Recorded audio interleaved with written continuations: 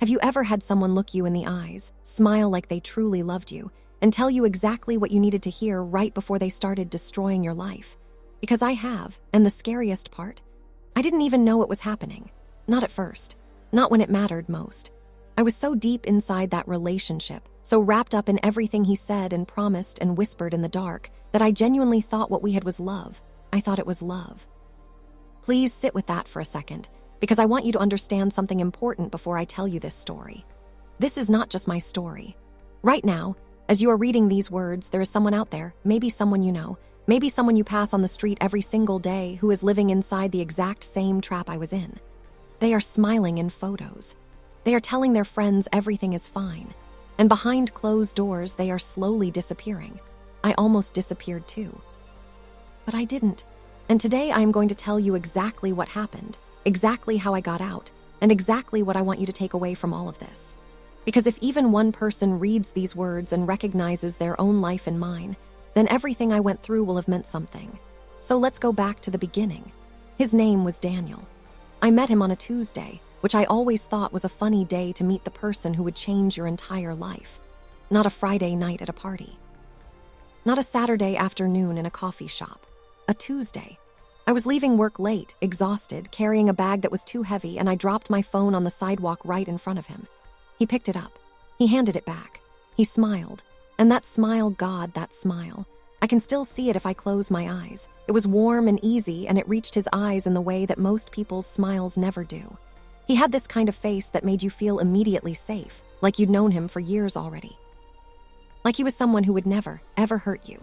I believed that face for 3 years. We started slowly, the way most relationships do.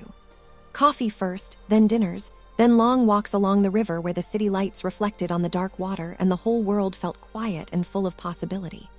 I remember the smell of those evenings, the cold autumn air mixed with something warm from the food carts nearby, roasting nuts and hot pretzels, the kind of smell that wraps around you like a blanket. I remember feeling more alive in those months than I had in years. Daniel was brilliant at making you feel seen. That was his gift, or maybe his weapon, though I didn't know that yet. He listened. Really listened. Not the fake listening where someone nods while they wait for their turn to talk. He remembered everything.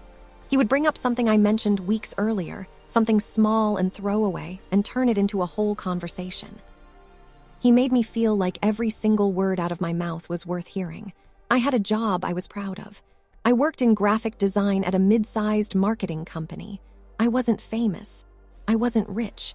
But I was good at what I did, and I was building something real for myself. I had my own apartment. I had my own car, a little red Honda that I had saved up for 2 whole years to buy. I had friends I loved, a routine that felt solid, and a growing reputation at work that I had poured years into.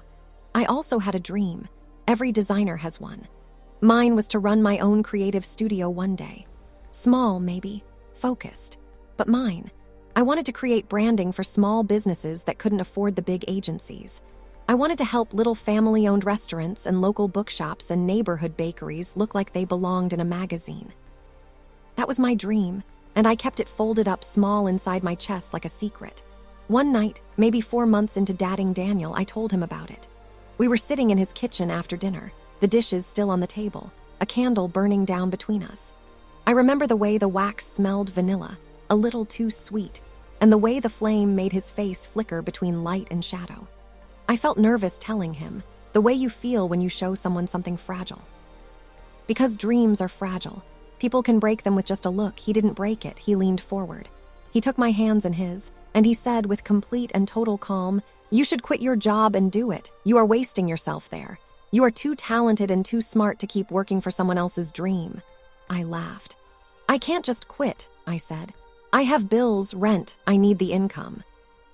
And he said the words that I would replay in my head for the next 2 years, the words that sounded like love and felt like the ground shifting under my feet. "I will support us," he said. "Completely. You focus on your studio. I'll take care of everything else. That's what partners do."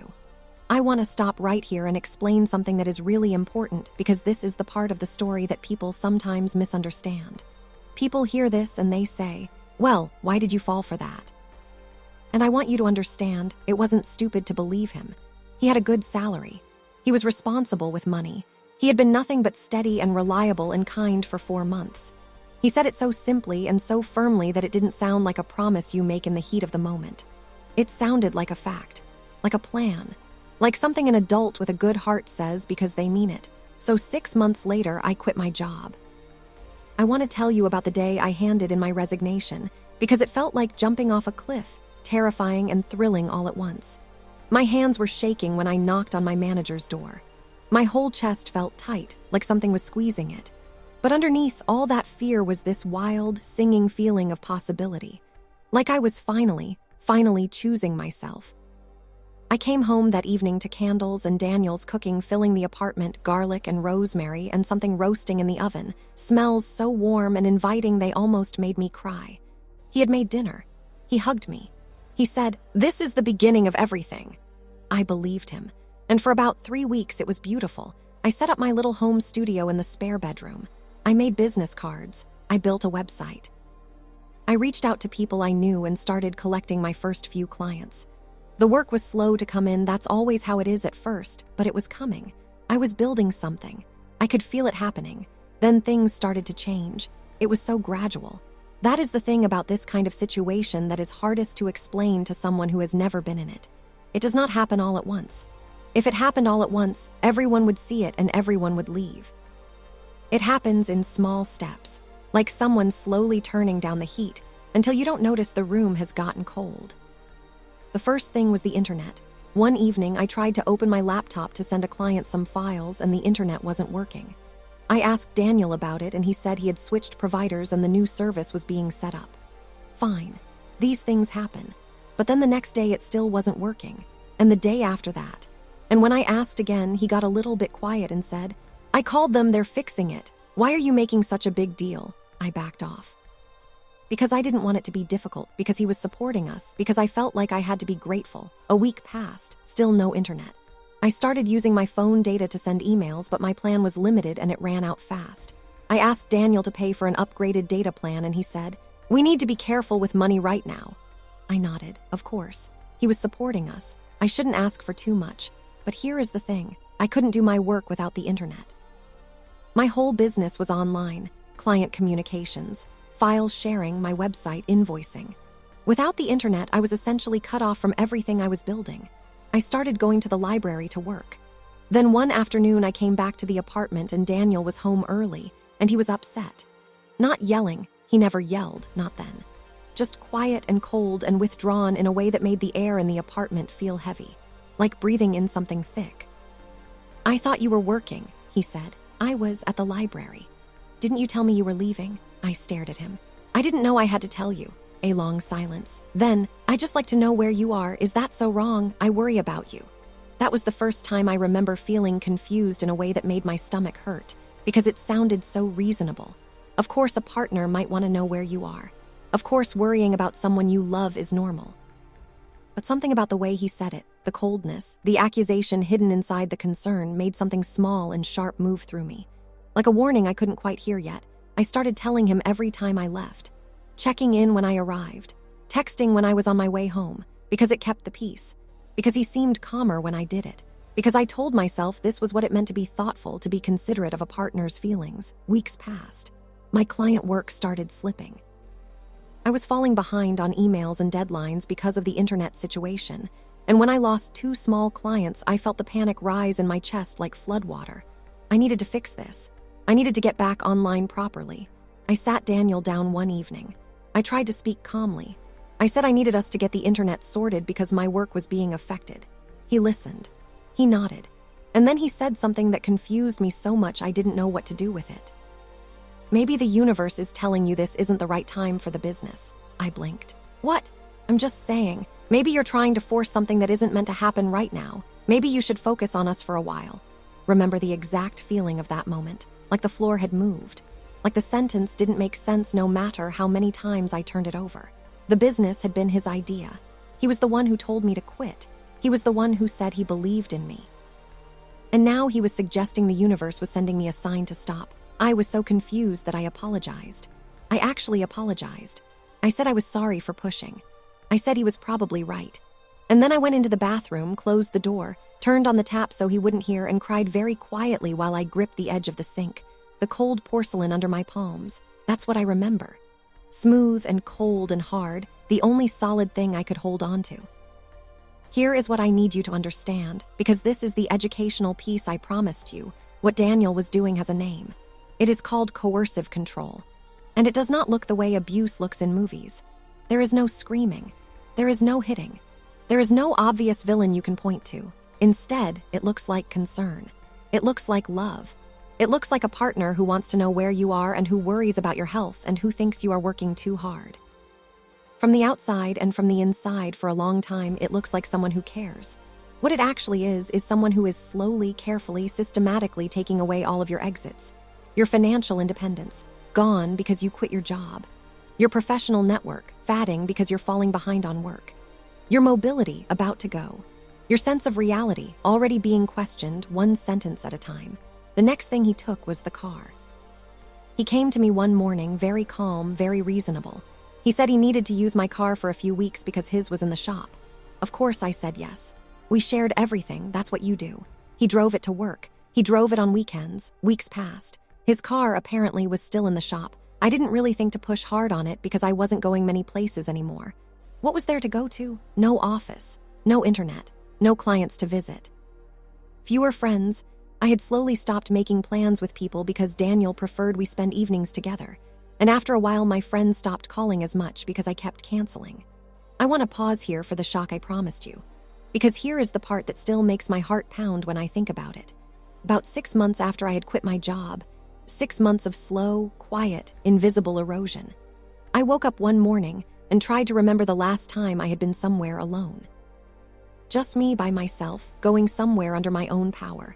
I could not remember. I lay there in the dark, listening to Daniel breathing beside me, and I counted backwards. When had I last driven somewhere alone?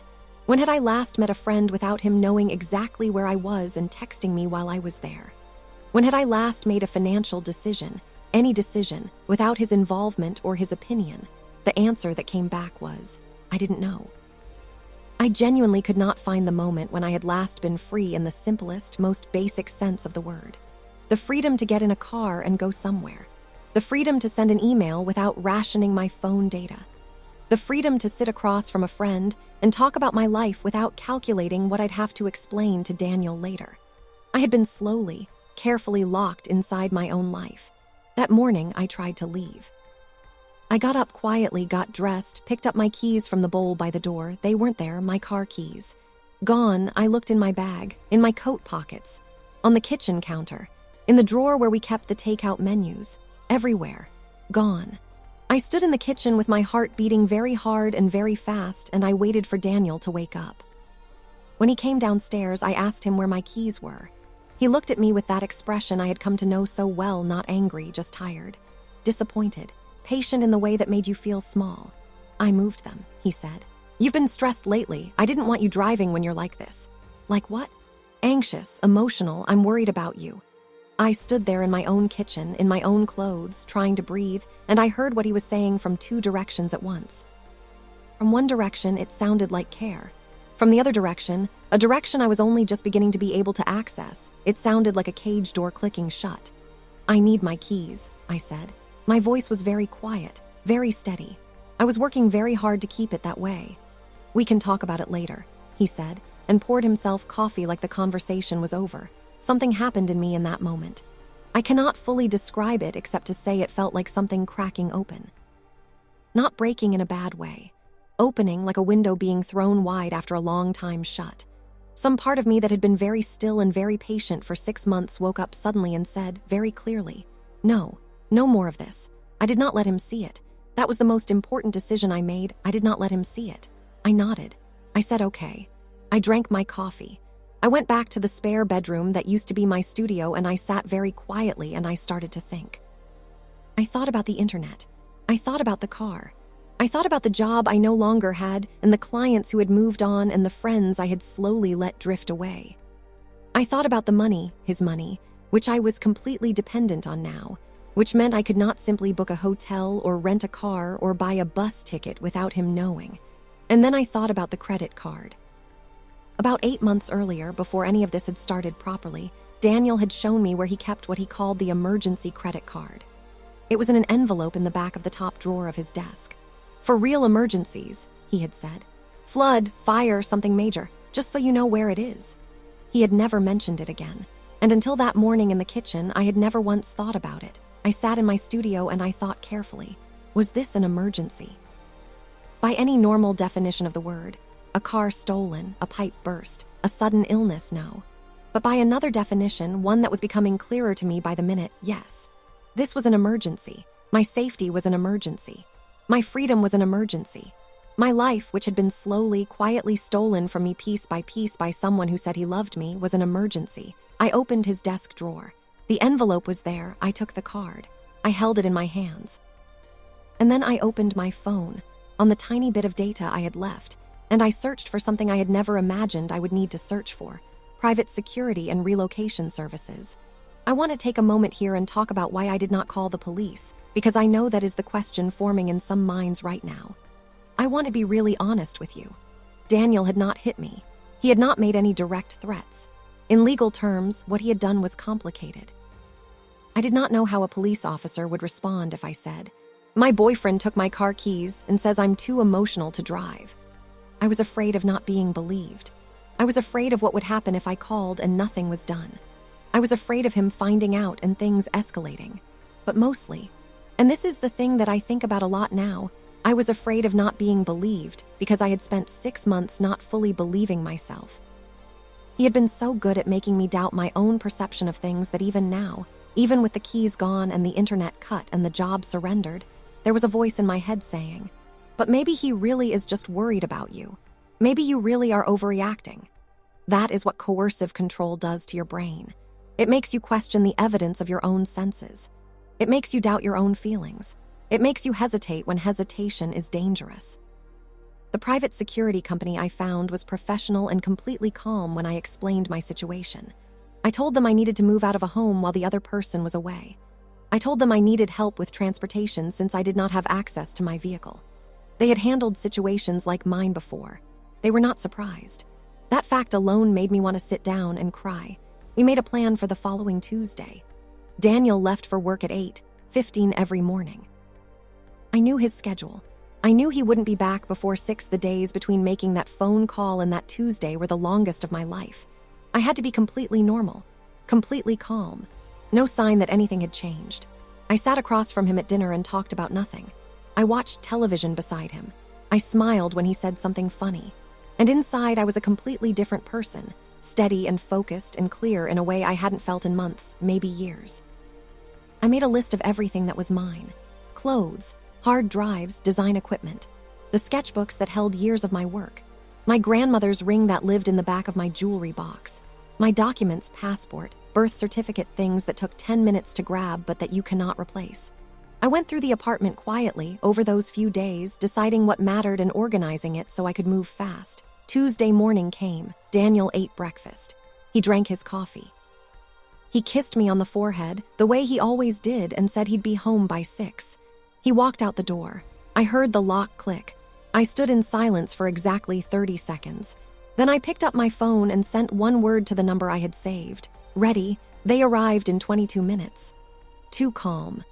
Two calm, professional people who moved through the apartment efficiently and without drama, carrying boxes to a van outside. I worked alongside them, fast and focused, not letting myself feel anything yet. There would be time to feel later. Right now, I just needed to move. We were done in under 2 hours. I sat in the front seat of the van as we drove away from that building, and I watched it get smaller in the side mirror until it was gone. And then I turned forward and I took the first full breath I had taken in 6 months. I felt it go all the way down, all the way to the bottom of my lungs, clean and cool and completely my own. I cannot describe to you what that breath felt like. I will try anyway. It felt like waking up from a dream where you were drowning and finally breaking the surface. It felt like remembering your own name after someone has been calling you something else for so long you had almost forgotten it. It felt like the first morning of spring after the longest winter, like a warm sun on your face after a dark, cold, endless night. I was shaking, but I was free. Now I want to talk to you directly, not as a storyteller. as someone who has been through this and wants to give you something useful. Because everything I just told you only means something if you can carry it forward. The first thing I want you to know is this. What happened to me is far more common than most people realize. The removal of transportation, the isolation from friends, the control of finances, the cutting of internet access, these are all recognized patterns of coercive control. They are not accidents. They are not the behavior of someone who is confused or going through a hard time. They are deliberate. They work slowly and quietly.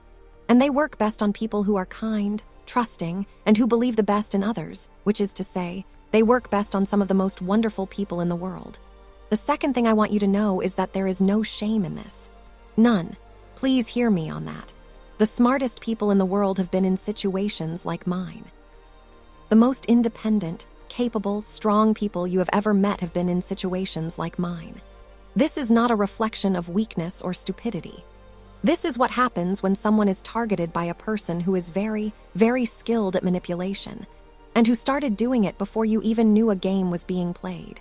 The third thing I want you to know is about the warning signs, because there were signs. There always are. Not flashing red lights, but small things, things that feel slightly off, that you explain away or smooth over because the rest of the relationship seems so good. Watch for these. Hold them up to the light. When someone moves very fast to be your whole world, when they want all of your time and all of your attention very early on, pay attention to that. Love doesn't require you to give up your friends on day 30. It doesn't ask you to cancel plans all the time. It doesn't make you feel guilty for having a life outside the relationship. When someone makes you financially dependent on them, whether by encouraging you to quit your job, by managing all the money, by making you feel guilty for spending anything, pay attention to that. Healthy love does not require you to be economically vulnerable. It does not require you to hand over your financial independence as a condition of being cared for. When someone monitors your movements, wanting to know where you are, checking in constantly, becoming cold or upset if you don't report and pay attention to that. This is not worry. Worry sounds like, I just want to make sure you're safe. Text me when you get there. Control sounds like silence and coldness when you don't comply, like guilt and disappointment wielded as weapons. When someone subtly undermines your confidence, not with cruel words, but with small questions, small sighs, small suggestions that maybe you're not quite ready, not quite well enough, not quite capable, pay attention to that. A partner who loves you builds you up. They do not slowly convince you that you need them to function. When your world starts getting smaller, fewer friends, fewer outings, fewer choices, fewer freedoms, and you can't quite trace back how it got that way, pay attention to that. Healthy relationships make your world bigger. They open doors. They do not close them one by one until you are standing in a single room with no way out. The fourth thing I want to say is practical, and I mean it with all my heart. If you are in a situation like the one I have described, if something in this story is making your chest tight because it feels too familiar, please start making a plan. You do not have to leave today. You do not have to leave tomorrow.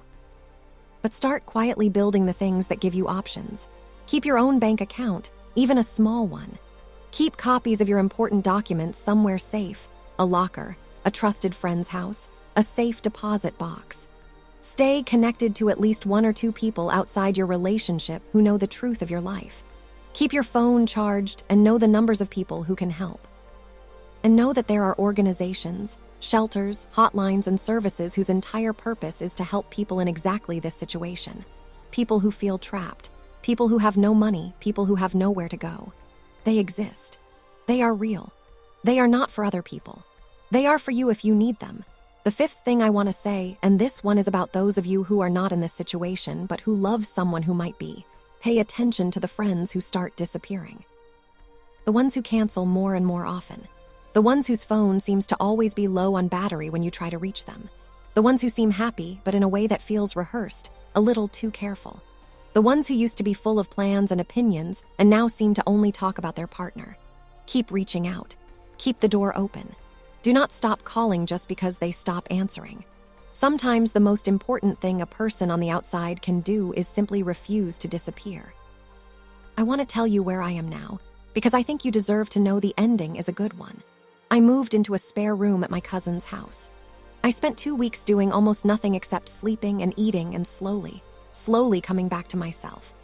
I remember the sounds of those first few days, my cousin's kids running through the house, the television in the other room, ordinary household noise that felt like music because it was real and warm and completely without threat. I went back to work, not for another company at first. I contacted my old clients, the ones who had moved on. I apologized for my absence. I explained only what was necessary, personal circumstances, resolved now, fully committed. 2 of them gave me a second chance, then 3. Then word spread, the way word does when your work is good, and within 4 months I had more clients than I'd had before I quit. My studio exists now. It is small and it is mine. I work from a bright little rented office space with too many plants and a coffee machine I love unreasonably much. Every invoice I send, every project I deliver, every client who says this is exactly what I wanted fills me with a gratitude so deep it almost hurts. Because I know what it costs to get here. And I know that I almost didn't. I never saw Daniel again after that Tuesday morning. He sent messages, first kind, then confused, then angry, then nothing. I did not reply to any of them. I will say this simply. I returned the credit card to him in an envelope with a short note explaining that I had used it for its intended purpose, for a real emergency. I have never regretted it for a single second. Here is the advice I want to leave you with, the thing I most want you to carry away from this story. Love does not take things from you. That is the simplest truth I know. Real love, healthy, honest, equal love, does not take your job, your car, your internet, your friends, your confidence, your freedom, or your sense of your own mind. Real love adds things. It adds safety and warmth and someone to laugh with and someone to be honest with and someone who makes ordinary Tuesday evenings feel like enough. It makes your world bigger. It makes you more yourself, not less.